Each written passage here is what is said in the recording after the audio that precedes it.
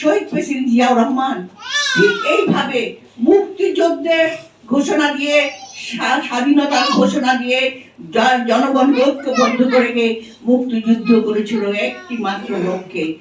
এই আওয়ামী সরকারে যারা লুটপাট করে তাদের অর্থনীতি ধ্বংস করেছে, এমন অনেক ব্যাংক আছে যে ব্যাংকগুলোতে সাধারণ মানুষ যে টাকা জমা দিয়েছে সেই টাকা পর্যন্ত তারা খেয়ে ফেলেছে।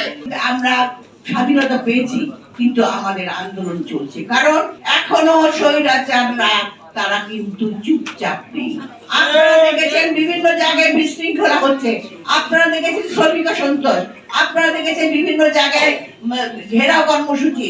এর মধ্যে অনেকগুলোই আছে যারা অতীতের আওয়ামী লীগ করে, তারা তাদের উস্কানিতে এবং দুর্বৃত্ত যাদের হাতে অস্ত্র আছে, যে অস্ত্র তোলার জন্য আজকে যৌথ বাহিনী নেমেছে, সেই অস্ত্রের ঝঞ্ঝানা দিয়ে এখনো তারা চেষ্টা করছে।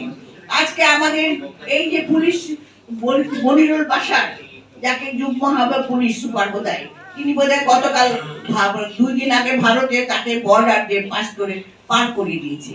কারা পার করে দিল তাকে? আমরা এখনো কেন আমাদের শিক্ষা হয় নাই?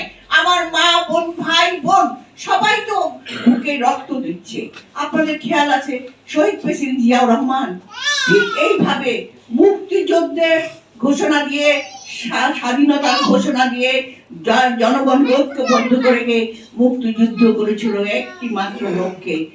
এই আওয়ামী সরকারে যারা লুটপাট করে তাদের অর্থনীতি ধ্বংস করেছে, এমন অনেক ব্যাংক আছে যে ব্যাংকগুলোতে সাধারণ মানুষ যে টাকা জমা দিয়েছে সেই টাকা পর্যন্ত তারা খেয়ে ফেলেছে, সেই টাকা ফেরত পাওয়ার কোনো ব্যবস্থা নাই। আমরা চাই এই সরকার অনতিবিলম্বে সেই লুটেরাদের হাত থেকে সেই টাকা উদ্ধার করে সেই ব্যাংক এবং অর্থনৈতিক প্রতিষ্ঠানগুলোকে আবার সুদৃঢ় করে তুলবেন। আমরা চাই যে আজকের প্রধান উপদেষ্টা তার সারা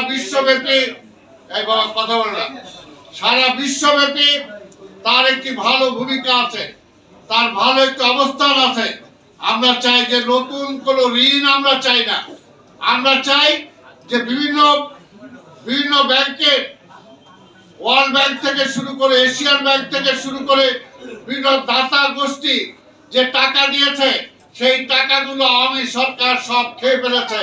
তাই আমরা বলবো যে আজকের প্রফেসর ইউনূস সাহেব তাদের সাথে আলাপ আলোচনা করে অন্তত বলতে পারেন যে অন্তত আমার 2 থেকে 5 বছরের জন্য আমাদের সেই ঋণের সুদ মওকুফ করা হোক।